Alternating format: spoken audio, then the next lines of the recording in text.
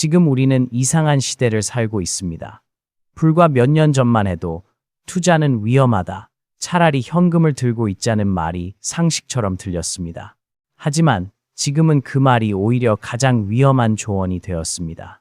이제는 투자를 하지 않는 것 자체가 가장 큰 리스크가 된 시대. 다시 말해 현금 보유가 곧 손실이 되는 시대에 들어섰다는 겁니다. 최근 금값이 떨어졌다고 해서 많은 사람들이 불안해합니다. 이제 끝난 거 아니야? 이럴 줄 알았으면 안 샀지. 하지만 진짜 위험은 금값 하락이 아니라 아무것도 하지 못하고 현금을 손에 쥔 채 기회를 흘려보내는 데 있습니다. 지금의 하락은 단순한 조정일 뿐 거대한 사이클의 초입에 불과합니다. 조규원 대표는 이렇게 말합니다. 김치 프리미엄을 부정적으로 볼 필요 없습니다. 오히려 역이용하면 큰 기회가 됩니다. 이 말의 핵심은 단순히 국내 시장의 왜곡이 아니라 그 왜곡 속에 숨어있는 투자 효율의 차이를 읽어내야 한다는 것입니다. 한국 금시장의 특성상 수입 시차와 공급 제약 때문에 수요가 폭발할 때 프리미엄이 붙습니다. 하지만 공급이 안정되면 프리미엄이 급락하죠. 이때가 바로 똑똑한 투자자들이 움직이는 순간입니다.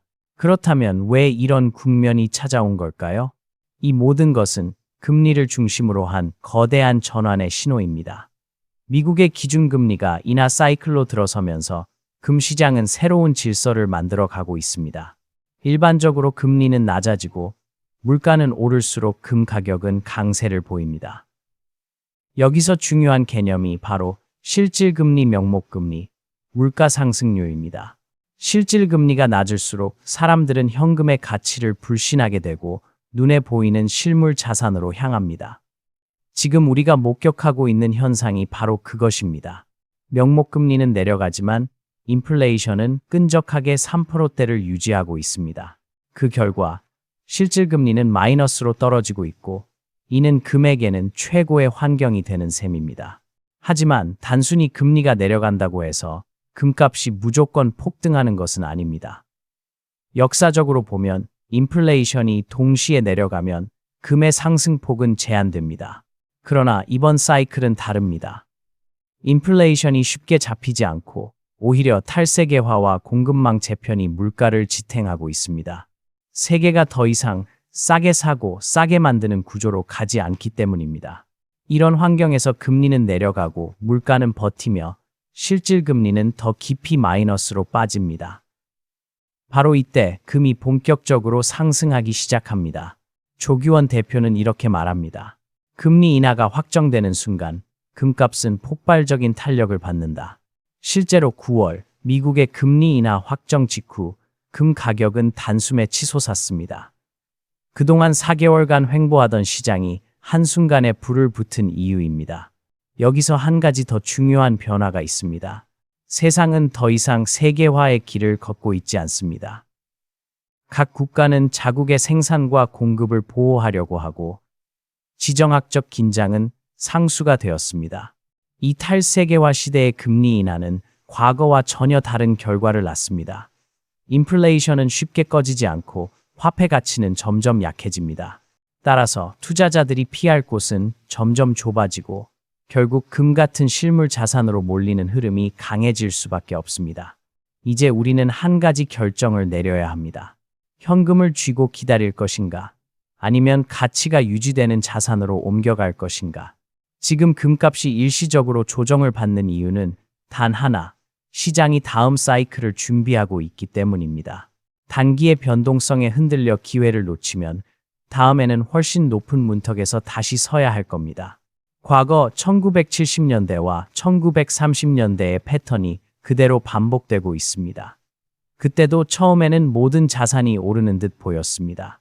주식, 부동산, 심지어 예술품까지. 하지만 결국 현금의 가치가 빠르게 증발하면서 시장은 새로운 균형점을 찾아갔습니다.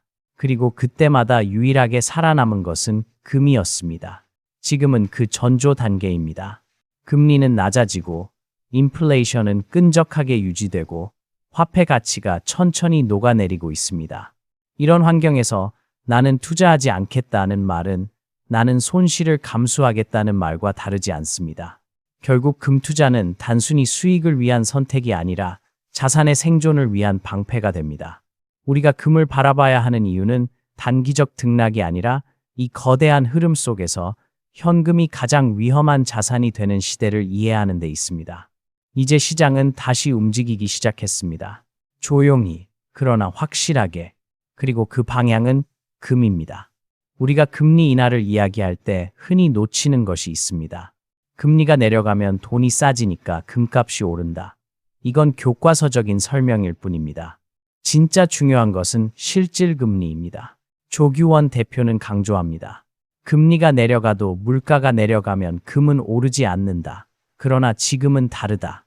이 말은 단순한 수식이 아니라 현재 시장이 움직이는 구조를 정확히 짚은 문장입니다. 실질 금리는 명목금리, 물가 상승률로 계산됩니다. 예를 들어 기준금리가 4%이고 물가가 2%라면 실질 금리는 2%입니다. 하지만 기준금리가 3%로 내려가는데 물가가 3%로 유지된다면 실질 금리는 0이 됩니다.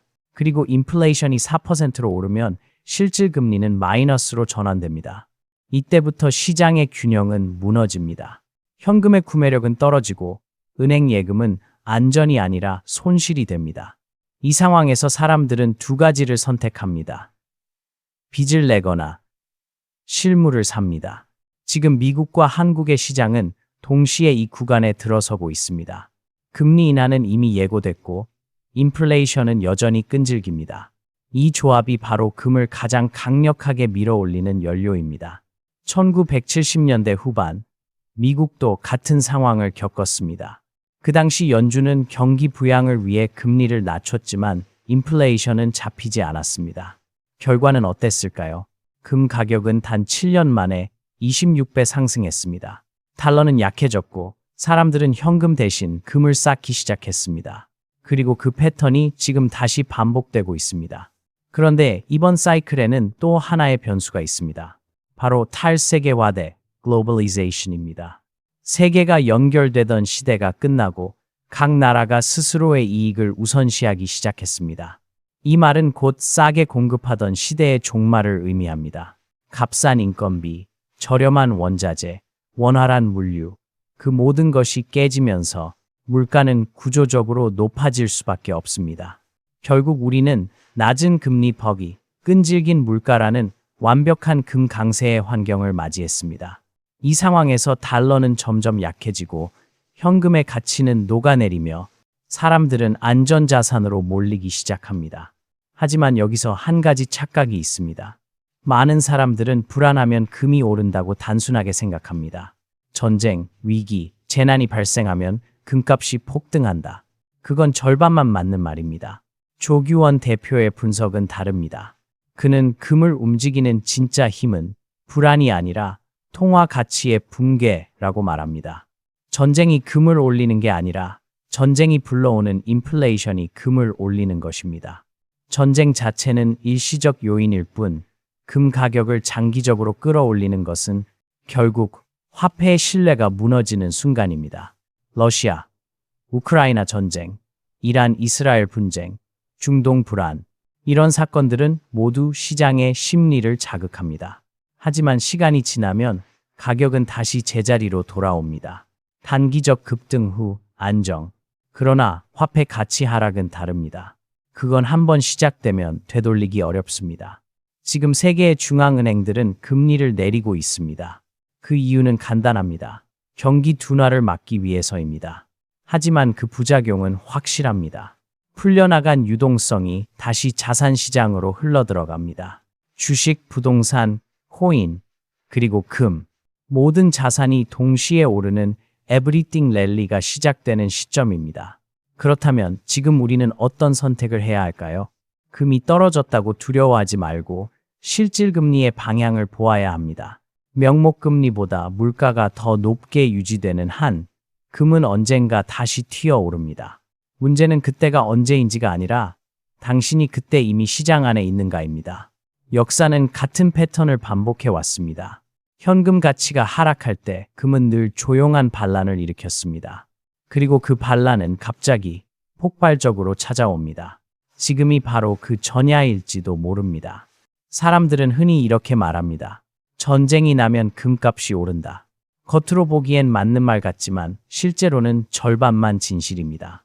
조규원 대표는 그 이면을 이렇게 설명합니다. 전쟁이 금값을 올리는 게 아닙니다.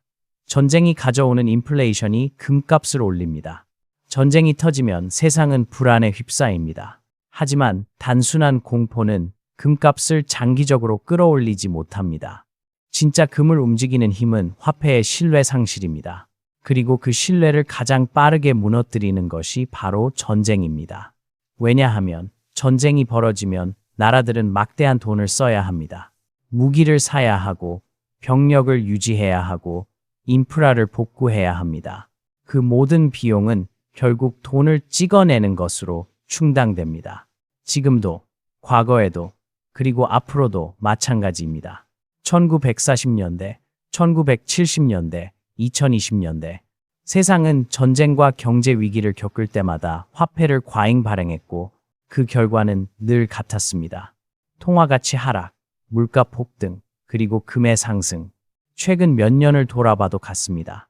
러시아, 우크라이나 전쟁이 시작되기 직전 금 가격은 한 달 만에 20% 가까이 급등했습니다. 하지만 불과 몇 달 후 전쟁이 지속 국면으로 들어서자 금 가격은 다시 원위치로 내려갔습니다. 이스라엘과 하마스의 분쟁, 이란과의 긴장, 이 모든 사건들도 마찬가지였습니다. 전쟁 직전 혹은 개전 초기엔 금이 급등하지만 곧 안정되며 하락세로 돌아섭니다. 이 현상을 경제학자들은 전쟁 프리미엄이라고 부릅니다. 즉, 전쟁에 대한 공포가 시장에 미리 반영되는 것이죠. 하지만 전쟁이 장기화되고 경제가 적응하면 그 프리미엄은 사라집니다. 그럼에도 불구하고 조규원 대표는 한 가지 점을 강조합니다. 지정학 리스크는 금값의 방향을 바꾸지는 않지만 순간적인 불꽃을 일으킨다. 이 불꽃이 중요한 이유는 단기 트레이더나 ETF 투자자에게는 수익의 기회가 되기 때문입니다. 단기적으로 공포가 확산될 때 금 가격은 급등합니다.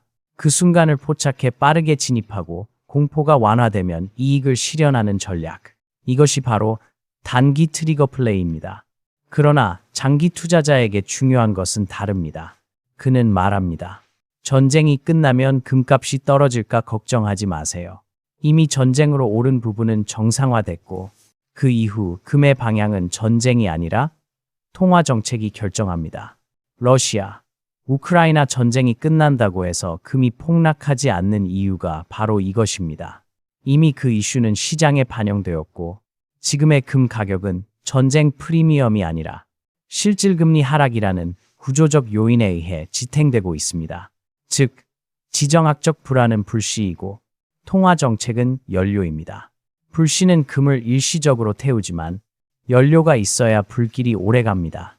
그 연료가 바로 인플레이션과 실질금리 하락입니다.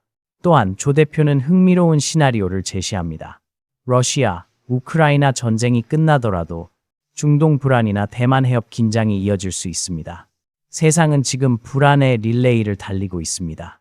그는 이런 시대를 불확실성의 시대, uncertainty age라고 부릅니다.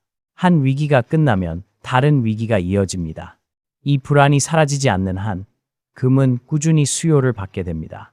다만 그 상승은 폭발적이지 않고 천천히 그러나 끈질기게 진행됩니다. 전쟁은 금값의 단기 불꽃을 만들어내지만 그 불꽃이 꺼지고 나면 금은 다시 본래의 리듬으로 돌아옵니다.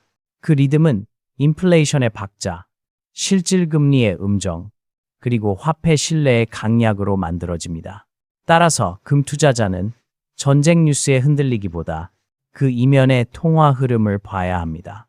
공포가 일시적일 때 진입하고 정책이 방향을 바꿀 때 비중을 늘려야 합니다. 전쟁은 뉴스이고 통화는 구조입니다. 뉴스는 사라지지만 구조는 남습니다. 그리고 금은 언제나 구조의 편에 서 있습니다. 이제 이야기를 한국으로 옮겨보겠습니다. 조규원 대표는 이렇게 말했습니다. 김치 프리미엄을 나쁘게 볼 필요는 없습니다. 오히려 그 안에 시장의 심리를 읽을 수 있습니다. 김치 프리미엄은 간단히 말해 한국 금값이 국제 시세보다 더 비싼 현상을 뜻합니다. 즉, 같은 1온스의 금이라도 런던에서는 100달러인데 서울에서는 120달러로 거래되는 현상이 바로 김치 프리미엄입니다. 겉으로 보면 비합리적이고 비효율적인 시장 같습니다. 하지만 그 이면을 자세히 들여다보면 이 프리미엄은 한국 투자자들의 심리와 수급 구조를 그대로 반영하고 있습니다. 조 대표는 6년간 금 거래소를 운영하며 이런 변화를 직접 체감했다고 합니다. 과거에는 김치 프리미엄이 3%만 되어도 비싸다고 했습니다. 5%면 이건 미쳤다는 말이 나왔죠.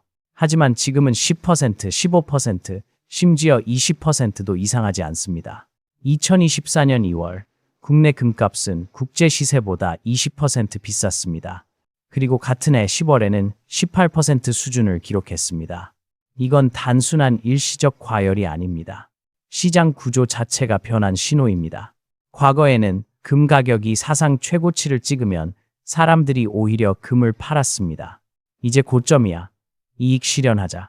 그런 분위기였죠. 하지만 지금은 반대입니다. 사상 최고치라는 뉴스가 나오면 오히려 금을 숨깁니다. 팔지 않습니다. 사람들이 이렇게 생각하기 때문이죠. 아직 더 오른다. 이건 단순히 가격에 대한 기대를 넘어 화폐에 대한 불신이 깊어졌다는 뜻입니다. 이제 사람들은 현금보다 금이 낫다고 느낍니다. 그 감정이 바로 김치 프리미엄을 만듭니다. 또 하나 주목할 점은 공급의 감소입니다. 한국은 금을 생산하지 않습니다. 모두 수입에 의존합니다. 그런데 금값이 오를수록 오히려 금을 들여오는 물량이 줄어듭니다. 왜냐하면 전 세계적으로 실물금을 확보하려는 경쟁이 치열해지고 있기 때문입니다. 각국의 중앙은행, 기관, 개인 투자자들이 모두 금을 사들이면서 시장에 풀릴 물량이 점점 적어지는 겁니다. 수요는 폭발적으로 늘고 공급은 줄어듭니다. 결국 프리미엄은 더 커질 수밖에 없습니다. 과거 3%가 비싸다던 시절이 지나 지금은 20%가 정상처럼 느껴지는 이유가 바로 여기에 있습니다. 조 대표는 이렇게 말합니다. 앞으로 금값이 4, 0달러, 5, 0달러로 갈 때 김치 프리미엄은 30%, 40%까지도 치솟을 가능성이 있습니다. 그렇다면 이 현상을 어떻게 바라봐야 할까요? 많은 초보 투자자들은 이렇게 생각합니다. 프리미엄이 붙었으니 지금은 사면 안 된다. 하지만 그건 절반만 맞는 말입니다. 중요한 건 프리미엄의 방향입니다. 금리, 환율, 국제 시세, 수급, 이 네 가지 요인이 프리미엄을 결정합니다. 프리미엄이 빠르게 줄어드는 구간은 공급이 일시적으로 회복되고 시장이 잠시 숨을 고르는 시기입니다. 이때가 바로 현명한 투자자들이 움직이는 순간입니다. 그는 말합니다.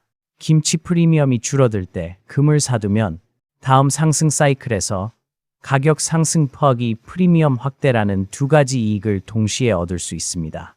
즉, 김치 프리미엄은 단순히 비싼지 싼지를 판단하는 지표가 아니라 시장의 심리와 타이밍을 알려주는 나침반입니다.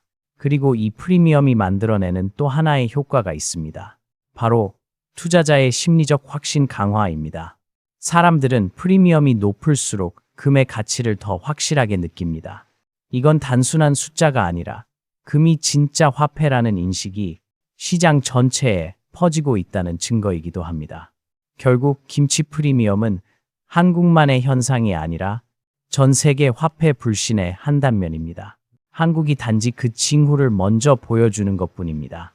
금이 더 이상 단순한 투자 자산이 아니라 신뢰의 대체제로 자리 잡고 있음을 이 프리미엄이 조용히 말해주고 있습니다. 이제 남은 질문은 단 하나입니다. 언제 사야 하는가? 그리고 그 답은 바로 다음 장에서 이어집니다. 금 투자를 처음 시작하는 사람이라면 대부분 이렇게 묻습니다. ETF로 시작해도 될까요? 아니면 실물 금을 사야 하나요?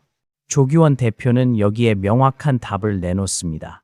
초보자는 ETF로 시작하되 최종적으로는 실물로 옮겨가야 합니다. 그 이유는 간단합니다. ETF는 편리합니다. 클릭 한 번으로 매수 매도가 가능하고 보관비도 없습니다. 하지만 그것은 진짜 금이 아니라 종이금입니다. ETF는 금 가격을 추종하도록 설계된 금융상품일 뿐 당신이 그 금을 실제로 손에 쥐고 있는 것은 아닙니다.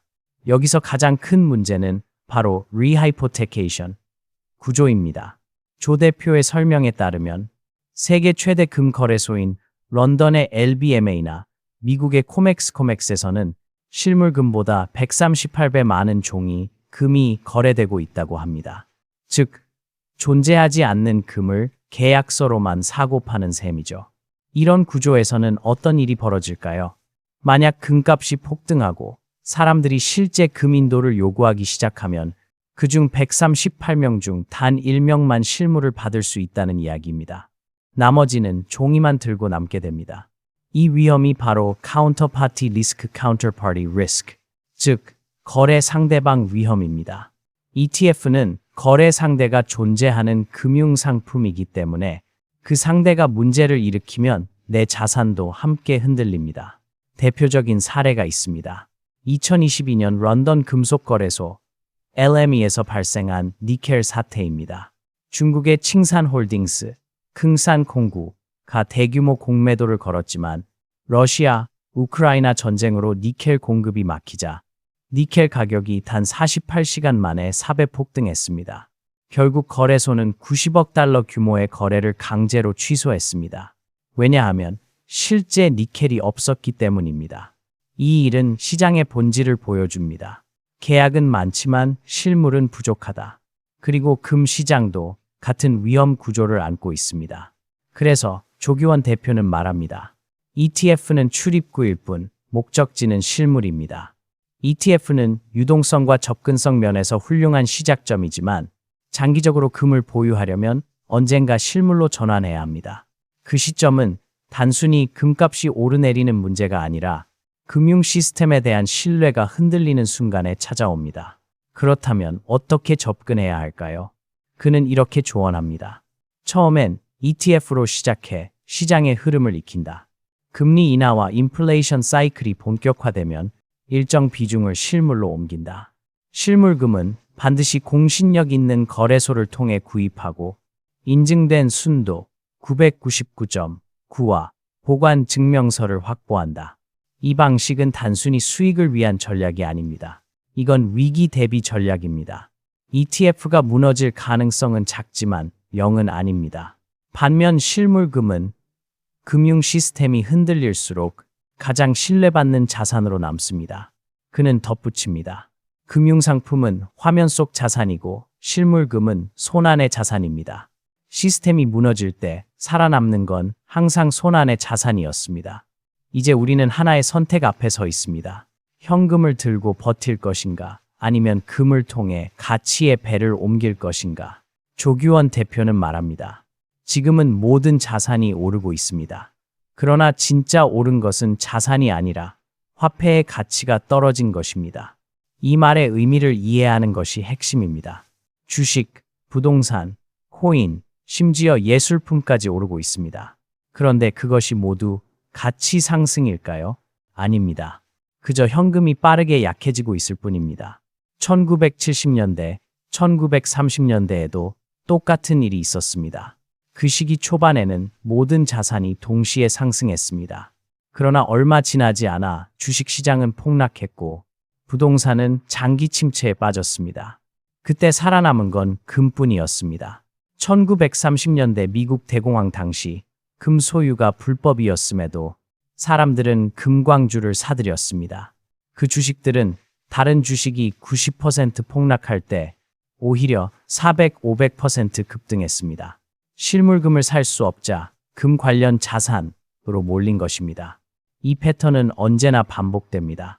현금 가치가 빠르게 떨어질 때 사람들은 금으로 도망칩니다. 그 결과 금은 단기 조정 후 폭발적으로 상승합니다. 조 대표는 이렇게 결론을 내립니다. 지금은 everything rare이지만 결국엔 현금의 가치가 녹아내리는 시대입니다. 금은 그 녹음을 막는 마지막 방패입니다. 이제 남은 것은 시나리오입니다. 그는 세 가지 가능성을 제시합니다. 1. 단기 조정 시나리오.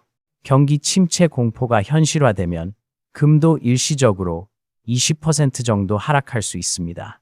그러나 이 조정은 끝이 아니라 기회입니다. 이때 분할 매수를 통해 진입해야 합니다. 2. 중기 상승 시나리오. 금리 인하와 인플레이션 골착이 이어지면 금은 내년에도 현재보다 더 높은 수요를 기록할 가능성이 높습니다. 3팽, 장기 초과 상승 시나리오. ETF 붕괴나 금융 시스템 위기가 발생하면 실물금은 폭발적으로 오르며 그때 금의 가치는 화폐 대체제로 전환됩니다. 그는 마지막으로 이렇게 말합니다. 금은 끝없이 오르는 자산이 아닙니다. 그러나 시스템이 흔들릴 때 유일하게 그 가치를 지켜내는 자산입니다. 지금은 그 시스템이 흔들리고 있습니다. 그리고 현명한 사람들은 이미 움직이기 시작했습니다. 우리는 다시 한번 역사의 교차로에 서 있습니다. 달러와 금, 인플레이션과 신뢰, 그 모든 균형이 다시 흔들리려 하고 있습니다. 이제 질문은 단순합니다. 당신은 종이금의 세상에 머무를 것인가? 아니면 진짜 금의 세계로 건너갈 것인가? 조용히, 그러나 확실히, 금은 이미 움직이고 있습니다.